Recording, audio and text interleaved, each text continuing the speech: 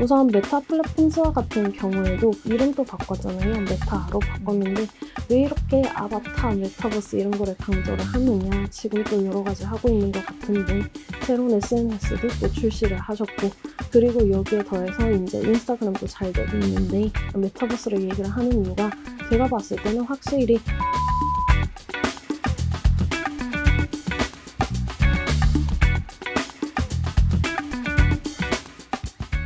네, 안녕하세요. 신화 기자입니다. 미국의 6월 CPI가 시장 기대치보다 소폭 하락했습니다. 시장에서는 미국 경제가 경기 침체가 아닌 연착륙에 접어들 가능성이 생겼다는 기대감이 나오고 있습니다. 그러면서 투자 심리도 조금씩 반등하는 모양새인데요. 오늘은 관련한 이야기를 최보원 한국투자증권 연구원님 모시고 들어보도록 하겠습니다. 연구원님 안녕하세요. 네, 안녕하세요. 간단하게 자기소개 좀 부탁드릴 수 있을까요? 여기서기요. 네, 저는 한국투자증권에서 선진국 전략을 담당을 하고 있는 최보원이라고 합니다. 리서치 본부에서 일을 하고 있고요. 오늘은 불러주셔서 감사합니다. 네.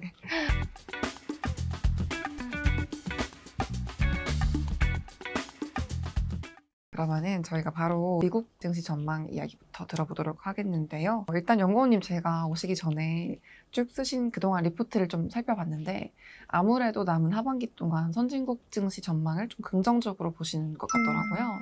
그 이유가 좀 궁금한데요. 아무래도 상반기에 좀 빠르게 올랐던 만큼 상승 속도는 둔화가 될 수가 있지만 몇 가지 포인트들이 보이고 있기 때문입니다.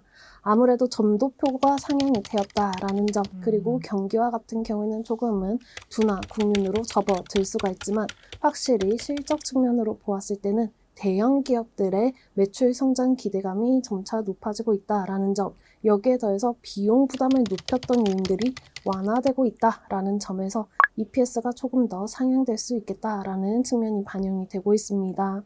현 수준의 EPS를 반영을 해보았을 때는 S&P 500 지수의 밴드 상단 같은 경우에는 4,600포인트 정도로 보실 수가 있겠고요.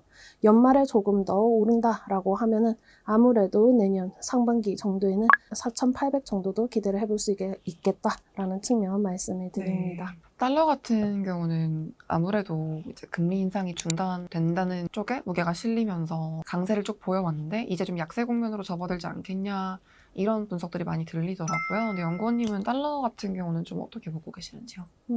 달러 같은 경우에는 저희 매크로 팀하고도 항상 얘기를 나누기는 하지만 지난해 같은 경우에는 기준금리가 빠르게 인상이 되면서 달러가 가파르게 강세로 전환이 되는 모습이 보여졌는데 네. 최근 같은 경우에도 점도표가 상향이 되면서 생각보다도 강세 국면이 이어지고 있다라고 보실 수가 있겠습니다.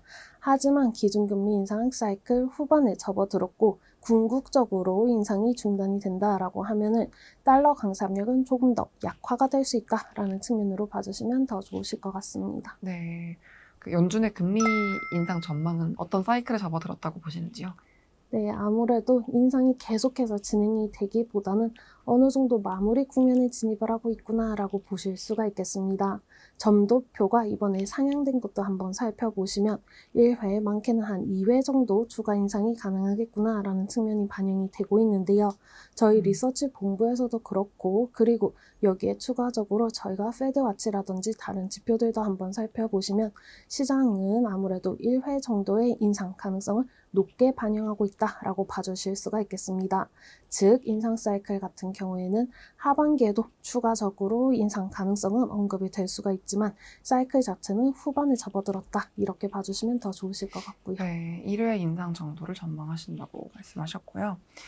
그리고 리포트를 쭉 보다 보니까 흥미로웠던 점이 최근에 직접 미국 샌프란시스코랑 실리콘밸리 다녀오셨다고 하시더라고요. 어떠셨는지 간단하게 부탁드릴게요.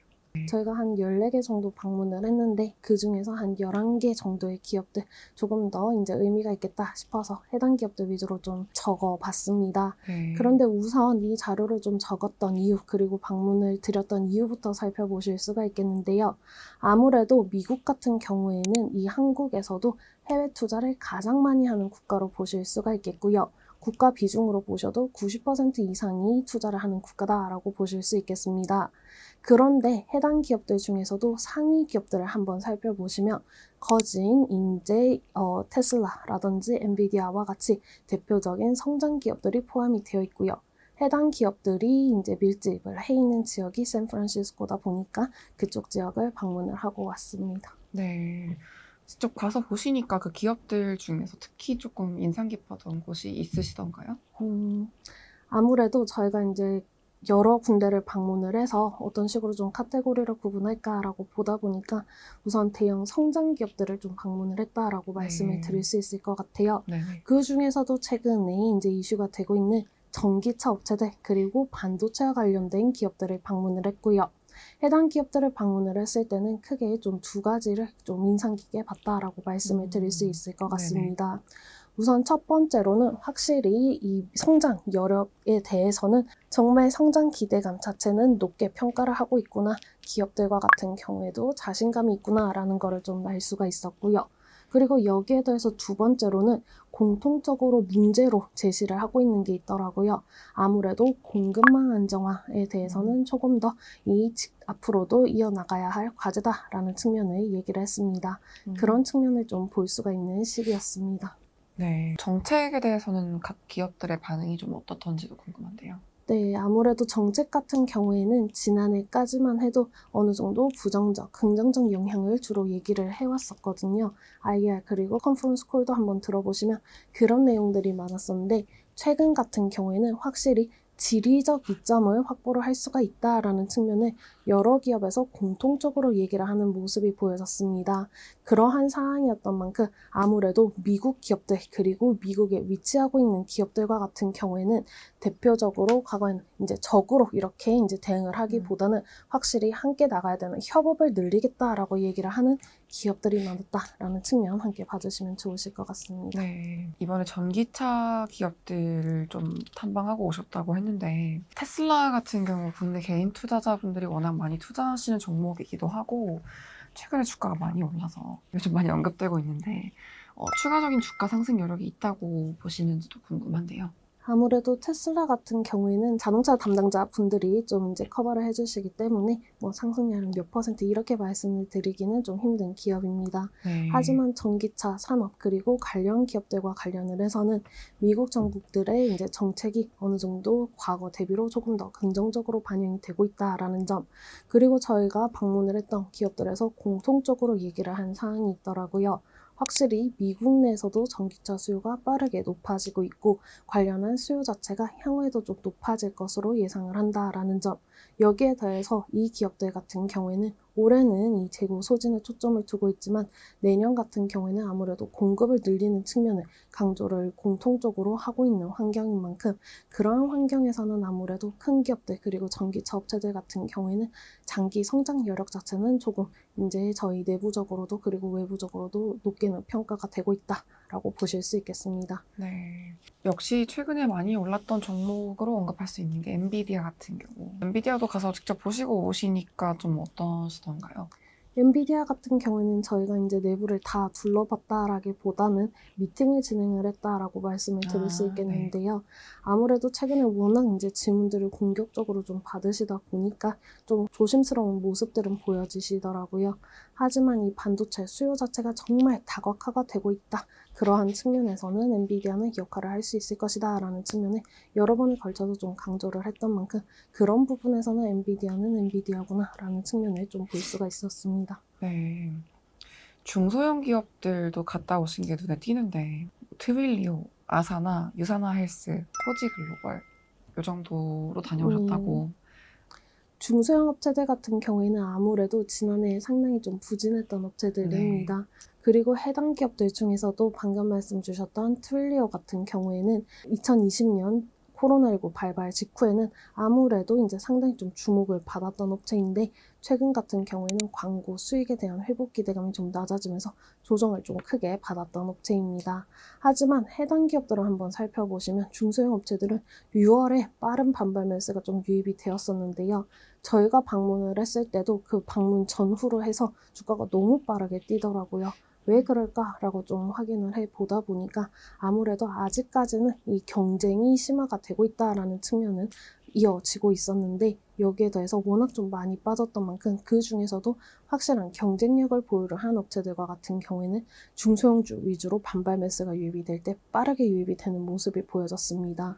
아무래도 저희 내부적으로는 중소형 업체들의 구조적인 회복 시기는 지금 상반기보다는 하반기 후반 그리고 내년 초 정도로 좀 보고 있기는 한데 중소형 기업들 중에서도 그런 식으로 핵심 경쟁력을 보유를 한 이러한 기업들은 조금 더 지금부터도 스터디를 해두시면 좋지 않을까라고 생각을 합니다. 메타 플랫폼스랑 에어비앤비 같은 플랫폼 기업도 담당하고 오셨다고 들었는데 이 플랫폼 기업들은 실제로 보니까 어떠시던가요? 네, 플랫폼 기업들 같은 경우에는 대표적으로 메타 플랫폼스 그리고 에어비앤비를 방문을 하고 왔는데요. 해당 기업들 같은 경우도 공통점이 있습니다. 바로 지난해에는 양호한 실적에도 불구하고 주가가 크게 빠졌다라는 점인데요. 우선 해당 기업들은 이제 매크로 환경 측면에서도 계속해서 눌려왔던 이러한 긴축 부담이 미국 내에서도 완화가 궁극적으로 될 것이다 라는 게 이미 주가에 빠르게 반영이 되고 있고요. 여기에 더해서 두 번째로는 아무래도 실적입니다. 실적 같은 경우가 지금 드디어 하반기에 광고 수익이 개선이 될 것으로 예상이 된다라는 점, 그리고 여기에 더해서 외부 활동이 늘어남에 따라서 또 수혜가 기대가 된다라는 점이 또 반영이 되고 있고요. 해당 기업들 같은 경우에는 또 한 가지 보실 수가 있는 게 세 번째로 또 AI의 수요가 높아지면서 관련한 이제 서비스들을 늘리고 있다라는 점입니다. 우선 메타 플랫폼스 같은 경우에도 사실은 이 광고 수익을 낼 때 조금 더 타겟팅을 세밀하게 할 수 있다라는 측면이 있고요. 에어비앤비와 같은 경우에도 숙소를 제공을 할 때 조금 더 타겟팅을 세분화할 수 있다라는 공통점이 있는데요. 그렇게 되면은 해당 기업들은 매출단에서도 조금 더 이제 크게 늘어날 수가 있고 여기에 더해서 비용 부담 역시도 줄일 수가 있는 환경이기 때문에 효율적인 수익 창출이 가능하다라는 측면에서 긍정적인 요인으로 볼 수가 있겠습니다. 그런데 해당 기업들을 방문을 했을 때 몇 가지 좀 이제 재미있는 이제 Q&A가 몇 가지 있었는데요.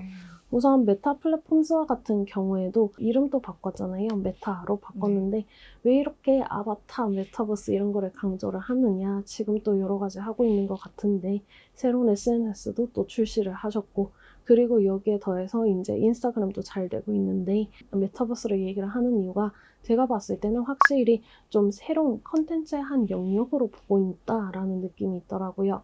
저희가 기존에는 텍스트 그리고 사진 그리고 영상으로 이제 발달을 했다면 여기에 더해서 궁극적으로 아바타라는 게 주어지고 거기에서 아바타를 통한 이제 메타버스에서는 새로운 컨텐츠를 무한대로 새롭게 창출을 할 수가 있다라는 측면에 초점을 두는 것으로 보여졌습니다. 그렇기 때문에 장기적으로도 이러한 전략들은 조금 더 이어가겠구나라는 거는 좀 느낄 수 있었고요. 에어비앤비 같은 경우에는 사실은 또 한 가지 또 재미있었던 게 코로나19 확산 직전 이럴 때는 사실은 숙소뿐만이 아니고 다른 이제 액티비티 같은 경우에도 계속해서 추가를 하는 모습이 보여졌습니다. 그래서 다른 유사한 기업들이 상당히 좀 공격적으로 위협적으로 느끼는 경우가 많았었는데 이번 같은 경우에는 확실히 숙소에 초점을 두고 있는 모습이 보여지더라고요. 아무래도 그 측면에서도 느낄 수가 있는 거는 작년에 관련한 기업들이 워낙 비용 부담을 안았기 때문에 그런 측면을 줄여가면서 효율적인 매출 성장 측면을 상당히 좀 주력하고 있구나라는 것을 좀 느낄 수 있었습니다. 특히 미국 증시 같은 경우 전반적으로 긍정적인 흐름을 전망하셨지만 그럼에도 불구하고 남은 하반기 동안 우리 해외 주식 투자자분들이 좀 각별하게 주의해야 할 상황이 있다거나 아니면 눈여겨봐야 할 지표가 있다면 무엇일까요? 아무래도 몇 가지 좀 리스크 요인에 대해서도 최근에 좀 많이 여쭤보시더라고요. 왜냐면 너무나도 빠르게 올랐고 네. 사실 최근에는 상당히 기대감과 우려감이 좀 공존을 하고 있는 시기다라고 좀 보고 있습니다. 대표적인 리스크 요인들을 좀 말씀을 드리면 아무래도 인상이 빠르게 진행이 되었던 만큼 경기가 조금은 둔화가 될 수가 있겠다라는 측면이시고요. 근데 그 정도가 어느 정도일 거냐에 대해서는 하반기에도 계속해서 의견은 좀 이어질 것으로 보여집니다. 그리고 두 번째 같은 경우에는 아무래도 러시아발 시장학적 리스크 같은 경우에도 계속 언급은 되고 있는데 사실은 이 이슈 같은 경우에는 지난해보다는 조금은 영향력이 약화가 되었다라고 좀 보고 있습니다.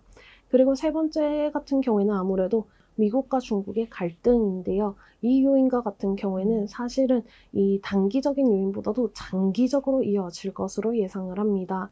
이러한 시기에서 아무래도 디리스킹 쪽으로 전환이 된다라고 하면은 사실은 다른 경제적인 부분보다도 이 보안 그리고 국가 안보 측면에 초점을 맞출 것으로 예상을 하는 만큼 그런 측면에서는 사실은 이 방산주, 보안주와 같이 확실히 정책 수혜업체들 중에서 그런 업체들도 조금 더 보실 수가 있는 이슈이시죠. 즉 리스크 요인으로 불거질 수는 있지만 일부 수혜를 받을 수 있는 업체들도 있다라고 봐주실 수가 있겠습니다. 그리고 마지막으로 추가를 좀 드리면 이 경기 침체 가능성 계속해서 언급은 되고 있는데 상반기에 지수가 왜 올랐느냐 이렇게 생각을 하시는 분들이 많으세요. 근데 지수 같은 경우에도 사실은 이 기대감이라는 걸 상당히 좀 빠르게 선반영을 하는 이러한 지표로 볼 수가 있겠는데 사실은 이번에 한번 살펴보시면 1분기 GDP도 너무나도 낮을 것으로 예상이 됐지만 이번에 2%로 확정치가 올라가는 모습이 보여졌습니다. 그리고 추세를 한번 그려보시면 이 2분기 그리고 3분기 전망치 같은 경우에도 마이너스로 해서 이제 0% 그리고 플러스로 전환이 되는 모습들이 보여지고 있기 때문에 이 하반기에도 경기 침체 가능성은 계속해서 언급이 될 수가 있겠지만 이 눈높이의 변화를 조금 더 눈여겨봐 주시면 좋으실 것 같습니다.